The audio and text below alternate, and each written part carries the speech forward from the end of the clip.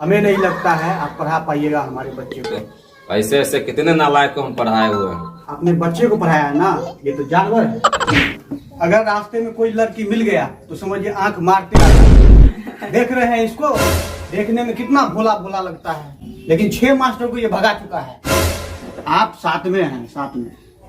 हिम्मत हो तो ही पढ़ाना, खतरों से कम नहीं इस नालायक को पढ़ाना। देखिए भाई साहब, हमने बहुत को पीछे पढ़ाया है। पीछे कहाँ, खेत में।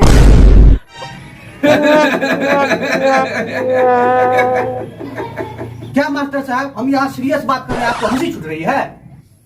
5,000।